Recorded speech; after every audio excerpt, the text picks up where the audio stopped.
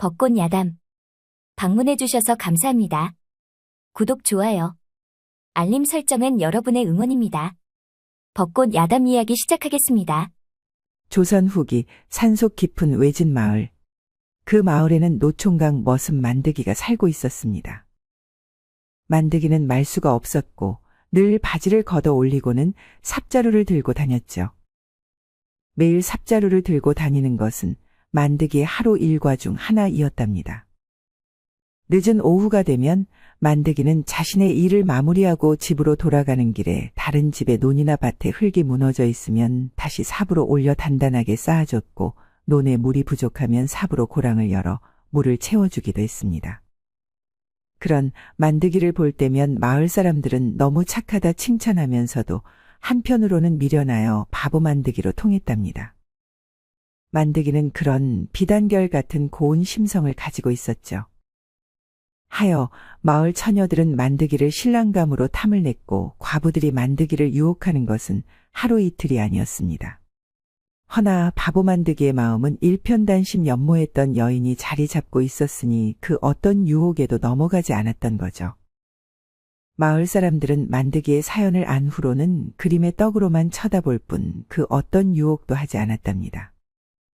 언제부터인가 바보 만드기는 매일 새벽마다 한적한 뒷동산에 올라 작은 무덤 하나를 돌보고 내려왔습니다. 그 무덤은 만드기가 연모한 여종 옹금이의 무덤이었답니다. 옹금이는 양반댁에서 일하다 꽃다운 나이에 자살로 세상을 떠난 여종이었습니다. 옹금이는 마을에서 흔히 볼 수 없는 절세 미인이었으며 마음씨 또한 착하여 사내라면 누구나 옹금이를 탐하고 싶어 했고 양반댁 도련님들조차 상사병에 걸리게 할 정도였으니까요. 옹금이는 살아 생전 늘 이렇게 말하곤 했죠. 만드가, 사람은 천하게 태어나도 귀하게 태어나도 풀꽃처럼 피고 지는 날엔 다 고개를 숙이게 마련이야. 만드기는 그 말이 무슨 뜻인지 몰랐지만 옹금이가 그렇게 말을 해줄 때면 세상이 조용해지는 편안함을 느꼈답니다. 그리고 옹금이의 한박 웃음을 바라볼 때면 치사하고 더러운 세상이 맑고 깨끗하게 보였습니다. 그렇게 옹금이의 존재는 만드기에게 아름다운 세상이었으며 우주이었던 거죠. 그러던 어느 날 마을에 글을 읽는 것을 좋아하는 하운선비가 우연히 만드기가 펼쳐보는 서찰을 보게 되었죠. 그 종이엔 삐틀빼틀한 글씨로 이렇게 적혀 있었습니다. 풀꽃은 이름을 몰라도 그 향은 남는다. 하운선비는 깜짝 놀라 물었죠. 이건 누가 쓴 것이냐? 만드기는 잠시 머뭇거리다가 말했습니다. 옹금이가 알려줬지요. 내가 모시는 아시이더냐? 아이고, 아니어요. 옹금이는 여종이지요. 하운선비는 의아했지만 더 묻지 않았습니다. 며칠 후 만드기는 여느 때와 같이 뒷동산에 올라 옹금이의 작은 무덤 앞에 무릎을 꿇었습니다. 옹금아, 오늘은 하늘이 참 맑구나. 해도 좋고 바람도 참 따뜻하구먼. 이런 날엔 옹금이랑 함께 마루에 앉아 고추 말렸던 그날이 생각나야. 그날 우리 옹금이 웃는 얼굴이 어찌나 곱던지 그날로 다시 돌아가고 싶어, 옹금아. 만드기의 목소리는 평온했지만 무덤 앞에 나뭇잎 위로는 매일같이 떨어진 만드기의 눈물 자국들이 수북했습니다. 그렇게 한 달이 흘러 마을 사람들은 만드기의 순정을 입에 담기 시작했죠. 아이고, 옹금이가 살아있었으면 만드기한테 시집가서 얼마나 행복하게 잘 살았을 것이요? 그러니까요. 저리 순정남인지 누가 알았어요. 죽은 옹금이도 불쌍하지만 죽은 사람을 못 잊고 저리 슬퍼해주는 만드기도 불쌍하구먼요. 그러니까 말이요. 그런데 말이어요? 형님, 그 소문 들었어요? 사또한테 옹금이 묘를 옮겨달라는 진정이 많아 사또가 고민 중이라고 하는디요. 웜에 만드기가 더 슬퍼하겠구먼. 며칠 후 마을 사또가 뒷동산의 묘를 옮기려 한다는 말이 나오기 시작을 했습니다. 고을길을 넓히기 위함이라 했죠. 그 소식을 들은 만드기는 옹금이의 무덤 앞에 무릎을 꿇고 앉았답니다. 옹금이는 내가 지켜줄 것이오. 그날 늦은 오후 만드기는 혼자서 관아 앞으로 가 땅에 엎드려 3번 절하고 3번 울며 상소를 읊었습니다. 그 상소에는 한 여종이 남기고 간 따뜻한 삶과 옹금이가 가르친 글자와 인생의 뜻이 담겨 있었죠. 허나 사또는 그 묘로 인하여 그곳을 다니는 사람들이 불편을 느끼고 밤에는 섬뜩하여 다닐 수 없다는 말들로 사또는 피곤함을 느꼈던 거죠. 하여 사또는 그 묘를 지키는 만드기를 데리고 옹금이의 묘로 갔답니다. 헌데 사또는 묘를 아무리 보아도 길 바로 옆에 있다는 것이 수상하게 느껴졌습니다. 하여 옹금이의 묘 주변을 돌아보았습니다. 헌데 묘 뒤를 보니 풀들 사이로 붉은 빛이 감도는 것이 아니겠어요. 여봐라, 이곳에 무엇이 있는 듯하니 땅을 파헤쳐 보거라. 그리하여 한 명의 포졸이 묘 끝부분을 파헤쳐 보았답니다. 헌데 이것이 무슨 일이랍니까? 붉은 천에 글이 써 있는 것이 아니겠어요. 사또는 천을 묘 위에 펼쳐 보도록 하고는 읽기 시작을 했죠. 나는 너를 죽도록 연모했다. 내 것으로 만들지 못한다면 이제 내가 죽었으니 나만 볼 수 있어 좋구나.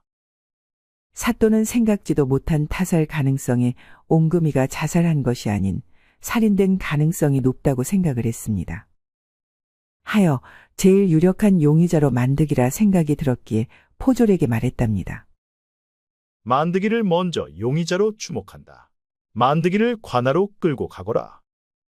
만드기는 자신이 옹금이를 죽인 살인자로 몰리게 되니 정신을 차릴 수가 없었답니다. 지는 옹금이를 죽이지 않았구먼요. 헌데 정말 옹금이가 살해당한 건가요? 그것은 내가 더 잘 알지 않겠느냐. 잠시 후 관하로 끌려간 만드기는 차가운 감옥에 갇히게 되었습니다. 온몸이 밧줄로 묶인 채 만드기는 억울함에 눈물을 흘리며 혼잣말을 했죠. 만드기의 혼잣말은 억울하다 소리치는 것이 아닌 옹금이가 자살이 아닌 누군가에게 죽었다는 것에 슬퍼할 뿐이었습니다. 불쌍한 우리 옹금이 내가 타살로 죽은 줄도 모르고 멍청하게 슬퍼하기만 했구나. 우리 옹금이 억울해서 구천을 떠돌고 있으며 어찌하누. 누가 우리 고운 옹금이를 죽였다는 말이오? 만드기는 그렇게 차디찬 감옥 바닥에 엎드려 울고 있었죠. 그때 감옥 밖에서 누군가가 조용히 만드기를 지켜보고 있었습니다. 바로 하운선비였답니다. 하운선비는 첫 번째 용의자로 만드기가 지목된 이상 그를 지켜보지 않을 수가 없었답니다. 헌데 만드기의 눈물은 거짓이 아님을 하운선비는 알 수 있었죠. 하여 하운선비는 만드기를 불렀습니다. 언제까지 울 것이냐? 옹금이의 억울함을 풀어줘야 하지 않겠느냐? 만드기는 하운선비의 말을 듣는 순간 정신이 들었던지 선비를 쳐다보았답니다. 만드기는 옹금이의 그 시체를 본 적이 있느냐? 만드기는 고개를 저으며 대답했습니다. 아니요. 옹금이는 글을 쓸 줄 몰라요. 저에게 풀꽃은 이름을 몰라도 향은 남는다는 글귀만 알려줬을 뿐이구먼요. 하운선비의 눈빛은 순간 날카롭게 변했답니다. 그렇다면 저 붉은 천에 적힌 글씨는 옹금이가 쓴 것이 아니라는 것인데. 허면 누가? 다음 날 아침 하운선비는 관하로 가 만드기가 도주하지 않음을 보증하고 관하에서 빼냈습니다. 지가 무엇을 해야 하남요? 무엇이든 시켜만 주셔요. 무엇이든 할게요. 우리 옹금이 억울함을 풀어줘야 하지 않겠어요? 내 마음은 알겠지만 지금은 기다려야 할 때이다. 아마도 며칠 안으로 누군가 너에게 찾아올 것 같구나. 누가요? 그거야. 나도 모른단다. 누군가 찾아온다면 그때 알 수 있지 않겠느냐. 하운선비는 알 수 없는 말만 할 뿐 더 이상의 말을 아꼈답니다. 만드기는 하운선비가 말한 것처럼 집에서 누군가 오기만을 기다렸죠. 그렇게 며칠이 지나고 어두운 밤. 검은 두건으로 얼굴을 가리고 낮은 목소리로 만드기를 부르는 사람이 있었습니다. 만드가, 만드기는 자신의 귀를 의심했죠. 아니, 이 목소리는 만드기는 급하게 방문을 열었답니다. 헌데 이것이 무슨 일이랍니까? 죽은 줄만 알았던 옹금이가 만드기 앞에 서 있는 것이 아니겠어요. 만드기는 살아 돌아온 옹금이를 얼싸안고 울기 시작했습니다. 옹금이요. 참말로 옹금이요. 난 내가 죽은 줄만 알았구먼. 옹금이는 급하게 만드기의 입을 막고는 방으로 들어가 호롱불을 끄고 말했죠. 쉿! 나 살아있어. 그러니 그만 울어. 내가 살아있다는 걸 아무도 알아서는 아니 된다. 내가 나타난 걸 알면 그들이 다시 나를 죽이려 할 거야. 만드기는 충격과 혼란에 빠져 눈물을 그치고 말했죠. 그들은 누구를 말하는 것이오? 옹금이는 말을 하려고 입을 열었는데 밖에서 사람의 발자국 소리가 들렸던 거죠. 두 사람은 숨을 죽이고 있었습니다. 그때 나다. 방으로 들어가겠다. 하운선비는 두 사람의 집신을 들고 방으로 들어가서는 급하게 말했답니다. 누군가 이곳으로 오고 있다. 어서 여기를 피해야 한다. 그리하여 세 사람은 뒷문을 통해 담을 넘어 풀숲으로 숨고는 밤손님이 누구인지 보고 있었습니다. 헌데 복면을 쓴 자객 한 명이 담을 넘고는 칼을 빼들고 방문을 박차고 들어가는 것이 아니겠어요. 그 모습을 숨어서 지켜보는 옹금이는 바람 앞에 놓인 촛불처럼 떨고 있었답니다. 만드기의 팔에 옹금이의 어깨가 살짝 닿았고 그 떨림은 만드기의 심장을 흔들어 놓았습니다. 만드기는 살며시 팔을 들어 작은 어깨를 감쌌죠. 옹금이는 그동안 참고 있던 두려움이 만드기의 품에서 무너지고 말았고 소리 없이 흐르는 눈물은 만드기의 앞섭을 적셔 놓았답니다. 얼마나 시간이 지났을까? 자객들은 아무도 없는 만드기의 집에서 나와 흔적을 찾기 위해 어디론가 사라졌죠. 여기에 있는 것은 너무 위험하다. 두 사람은 나를 따르거라. 그리하여 세 사람은 하운선비가 머무는 커다란 기와집으로 갔습니다. 여기는 아무리 자객이라 해도 쉽게 담을 넘을 수는 없을 것이다. 선비님은 어떤 분이시기에 천한 저희를 보살펴 주시나요? 내가 궁금하면 참지를 못하는 성격이라. 오늘 죽은 자가 살아 돌아왔으니 궁금증이 다 풀리겠구나. 그래, 말해보거라. 넌 누구를 피해 다니는 것이냐? 옹금이는 떨리는 목소리로 과거를 털어놓기 시작했습니다. 그날은 참으로 추운 날이었지요. 제 주인인 박찬봉은 저만 보면 항상 가까이에 와서는 작은 목소리로 말을 했습니다요. 그 늙은이가 무엇이라고 한 것이오? 만드기는 옹금이가 말하기 시작하면서부터 얼굴은 울그락불그락 화를 참지 못하고 있었답니다. 옹금이는 만드기의 얼굴을 잠시 보고는 끔찍한 그날을 회상하며 말했습니다. 우리 옹금이는 좀만 더 크면 내 부인으로 만들 것이다. 그러니 그 누구한테도 눈길도 주지 말거라. 정녕 박찬봉이 그리 말을 했더냐? 옹금이는 목이 메어 말이 나오지 않아 고개만 끄덕였고 눈에서는 눈물이 또르륵 떨어졌죠. 만드기는 커다란 손을 불끈 쥐고는 자신도 모르게 벽을 쳤습니다. 벽은 순간 만드기의 주먹으로 구멍이 나고 말았답니다. 하운선비는 커다랗게 뚫린 구멍을 보고 만드기가 옹금이를 생각하는 마음을 짐작할 수 있었죠. 저는 박찬봉대감을 볼 때면 도망쳐야 한다고 생각이 들었습니다. 하여 추운 겨울밤 담을 넘어 도망치다 박찬봉의 신복한테 잡혀 끌려갔지요. 옹금이는 꿈에도 생각하고 싶지 않은 그날을 회상했습니다. 박찬봉은 옹금이에게 협박하며 말했죠. 옹금이가 내 첩이 되지 않으면 내가 아끼는 만드기 놈도 무사하지 못할 것이다. 옹금이는 두려움에 떨었고 박찬봉은 옹금이를 겁탈하려고 서서히 다가가고 있었답니다. 옹금이는 자신을 아껴주는 바보 만드기를 생각하면 박찬봉의 말을 따라야 했지만 도저히 용납할 수가 없었던 거죠. 하여 박찬봉의 얼굴을 손톱으로 긁어 상처를 내고는 무조건 밖으로 달렸답니다. 이것들아? 전현을 잡아오지 않고 무엇하고 있는 것이냐? 박찬봉의 신복들은 옹금이를 쫓았고 박찬봉의 얼굴에 내천자가 그려진 채 피가 흐르고 있었죠. 잠시 후 옹금이가 도망간 끝에는 커다란 강이마가 서고 있었죠. 뒤에서는 박찬봉의 신복들이 쫓아오고 있고 커다란 강물은 옹금이를 삼킬 듯이 흐르고 있었답니다. 옹금이는 이대로 잡히고 싶지는 않았죠. 하여 옹금이는 저고리와 치마를 벗어 강물에 던지고는 물에 빠진 척하며 숨었답니다. 박찬봉의 신복들은 강물에 떠내려가는 치마를 보고 물에 빠져 익사한 것으로 박찬봉한테 말했습니다. 옹금이의 시신을 찾았느냐? 강물에 떠내려가 찾을 수가 없었지요. 이놈들아, 시신을 찾지 않은 이상 옹금이는 아직 살아있는 것이다. 그러니 아무도 모르게 옹금이든 시신이든 찾아서 내 앞에 가지고 오너라. 박찬봉은 자신의 얼굴에 흠집을 내고 도망간 옹금이를 찾지 못하고는 잠을 잘 수 없었던 거죠. 그동안 내가 점 찍은 것들은 내 것으로 만들지 못한 적이 없었는데 그 어린 것이. 박찬봉은 옹금이를 찾아다녔고 옹금이는 도망다니며 숨어 살았던 거죠. 저는 그렇게 숨어 살고 있었는데 바보 같은 만드기가 저희 묘에서 매일 슬피 온다는 소문을 듣고 더 먼 곳으로 떠날 수가 없었습니다. 하여 내가 살아있다는 것을 알리고 함께 떠나려고 오늘 만드기를 찾아간 것인데 자객이 나를 쫓아올 줄은 꿈에도 생각 못했지요. 만드기는 자신과 함께 떠나려고 했다는 말에 옹금이를 바라보았죠.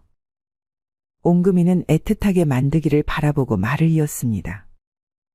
붉은 천에 쓴 글씨는 만드기 내가 범인으로 몰리게 하려는 계략이었을 거야.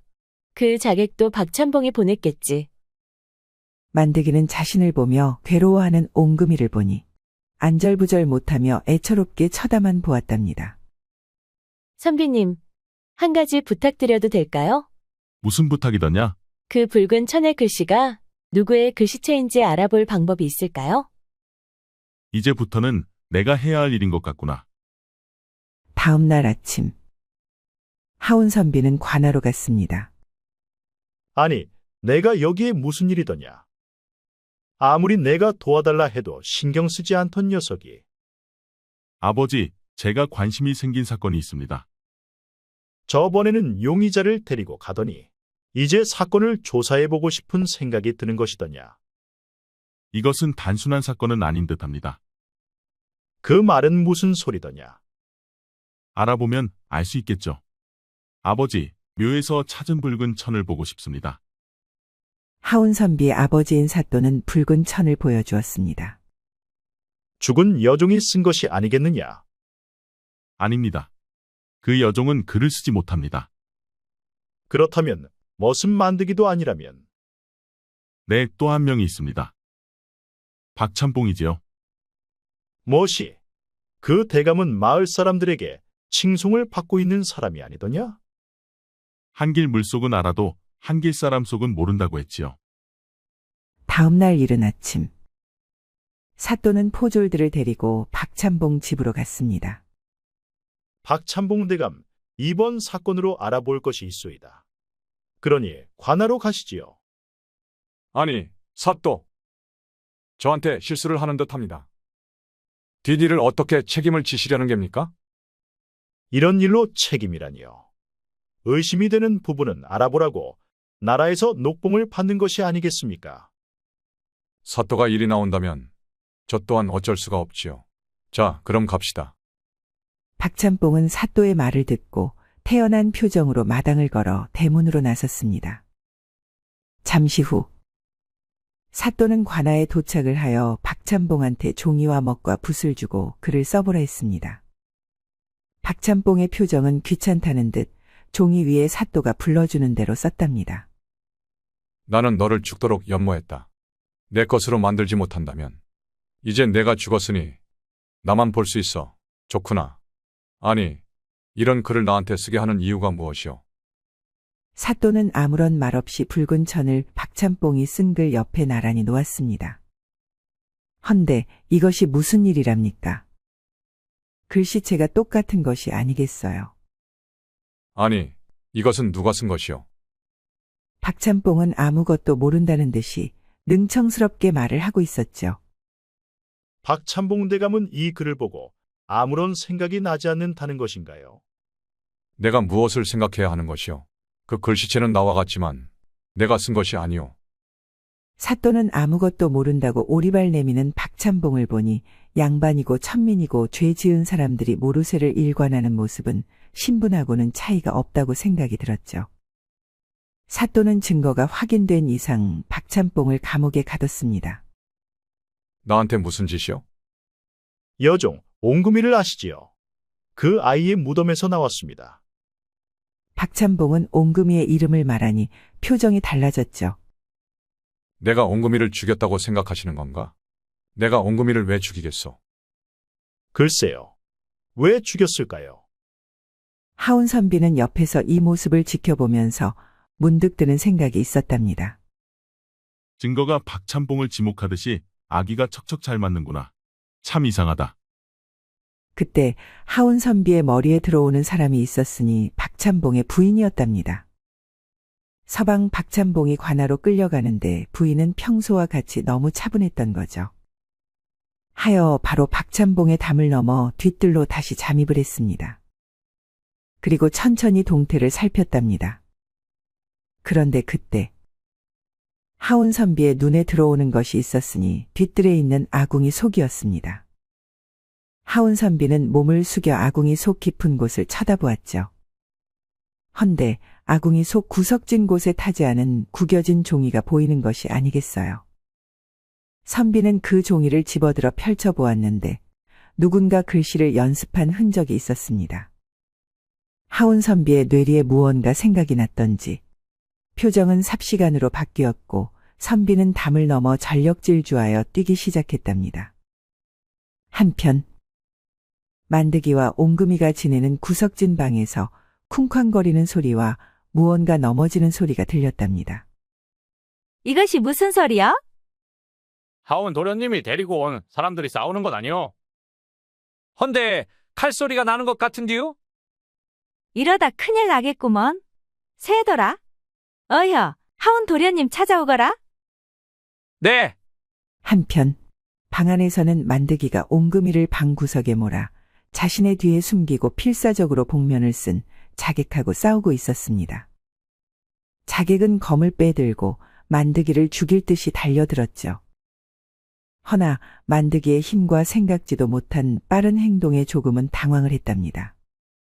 만드기는 그 마을에서 힘이 센 머슴으로 알려져 있었고 씨름대회에서 우승도 여러 번 했던 거죠. 만드기는 자객의 칼을 뺐으면 승산이 있을 것 같아 팔을 뻗었습니다. 그런데 그 순간 만드기의 손에서 피가 뿜어져 나왔죠. 만드기는 팔을 뻗었지만 자객의 팔을 잡지 못하고 칼날을 잡았던 거죠. 옹금이는 피를 흐르는 만드기를 보고 너무 놀라 몸을 움직일 수도 없었습니다.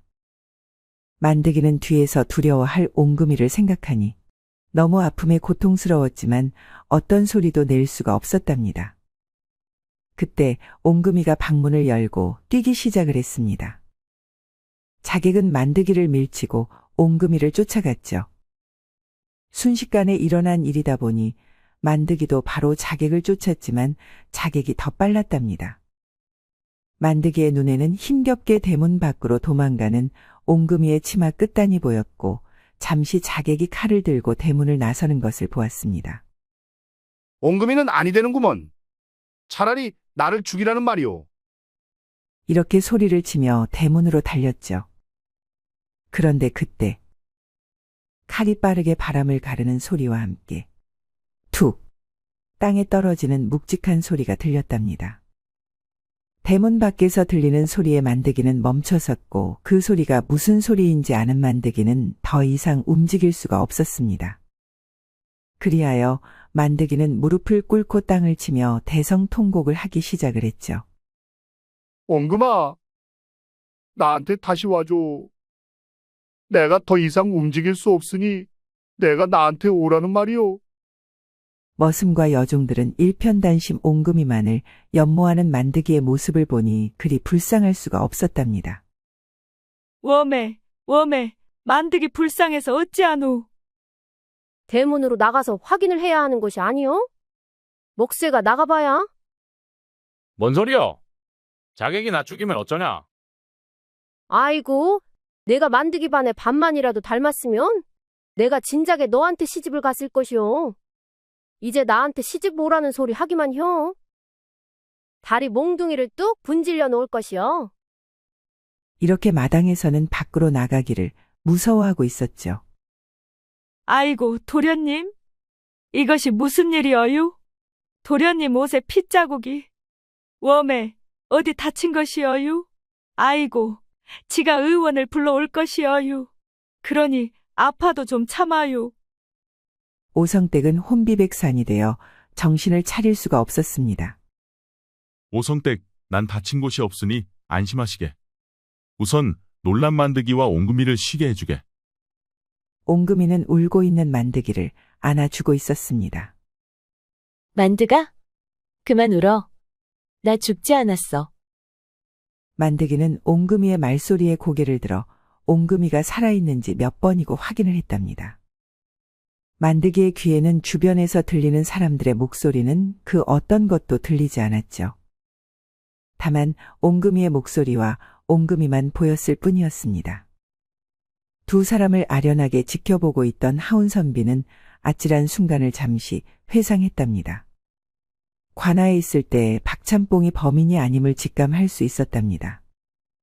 그리고 박찬뽕의 집에 갔을 때 부인의 태도와 지시를 받고 움직이는 사내의 밀접한 행동이 주마등처럼 스쳐 지나갔던 거죠. 하여 만드기와 옹금이가 위험하다는 것을 알고 전력 질주를 했습니다. 헌데 돌담을 끼고 도는 순간 옹금이가 보였고 뒤로 자객이 칼을 들고 오는 것이 보였답니다. 하운선비는 돌담에 숨어 옹금이가 안전한 것을 확인한 후 자객의 발을 걸었던 거죠. 그리고 떨어진 칼을 잡고는 칼의 손잡이로 자객을 기절시켰고 복면을 벗기니 박찬봉 부인의 신복이었습니다. 그리하여 자객은 관아로 끌려 들어갔고 박찬봉의 부인 또한 관아로 끌려갔죠. 박찬봉과 부인은 마주보는 감옥에 각각 들어가 서로의 얼굴을 마주보고 있었답니다. 부인이 이곳에 왜 있는 것이오? 다 대감 탓입니다. 그동안 대감이 겁탈한 수많은 여인들은 제가 직접 가문에 누가 들지 않게 막아왔지요. 참으로 수치스러웠지만 가문을 지키려면 어쩔 수가 없더이다. 무엇보다 아버지를 그 누구보다도 존경하는 아들들을 위해서라도요. 아버지의 실체를 알게 하고 싶지는 않았지요. 그것은 고맙게 생각하고 있소이다. 헌데 혹시 옹금이 일도 부인이? 네, 맞습니다. 제가 했지요. 차라리 겁탈만 했다면 이런 일도 없었지요. 여종을 첩으로 들인다니요? 대감이 사람입니까? 자식들과 부인인 나의 심정을 조금이라도 생각을 했다면 이럴 수는 없습니다. 대감이 마을 사람들에게 칭송받을 수 있었던 것이 무엇 때문이라 생각합니까? 당신이 아닌 내가 천한 이들의 입을 막으며 지켜낸 결과였습니다. 허나 여종을 첩으로 들이는 것은 완전 다른 문제지요. 제 자존심에 용납할 수 없는 일이었기에 옹금이를 죽여야 한다고 생각했습니다. 박찬뽕은 그제야 자신의 잘못된 생각이 부인을 망치고 있었다라는 것을 알게 되었던 거죠. 그럼 붉은 천 글씨는? 그건 대감에게 벌을 주기 위함이었죠. 하여 제가 밤낮으로 대감의 글씨를 연습했습니다. 그 결과 쓴저도 구분할 수가 없더군요. 박찬복은 더 이상 말을 이을 수가 없었답니다. 한편 옹금이는 칼에 베인 만드기의 손바닥 상처를 보고 눈물을 하염없이 흘렸죠. 그리고 소독을 해주고 약초를 발라주었습니다. 그리고 천으로 만드기의 커다란 손을 감싸며 말했죠. 만드기가 손이 아프니 내가 다 해줄 것이다. 만드기는 옹금이가 살아서 자신의 앞에서 쫑알거리는 모습만 보아도 그리 행복할 수가 없었답니다. 옹금아, 밥도 먹여줄 것이오. 당연하지.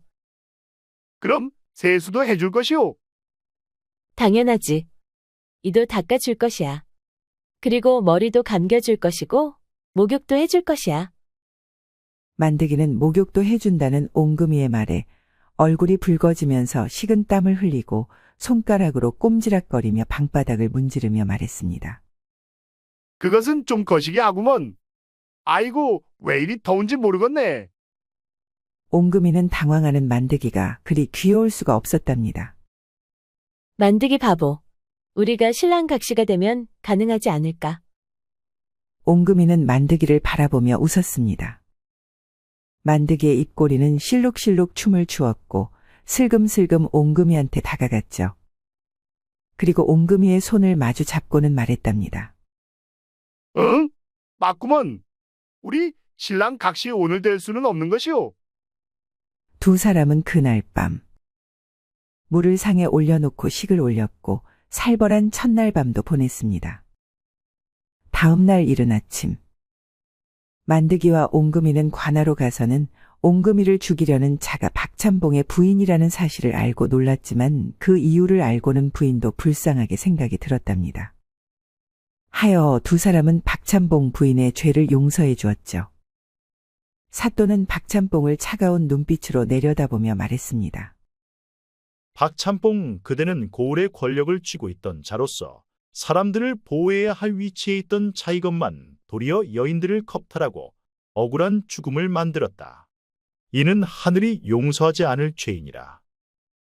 박찬봉은 두 무릎을 꿇고 땅바닥에 머리를 찌으며 통곡했습니다.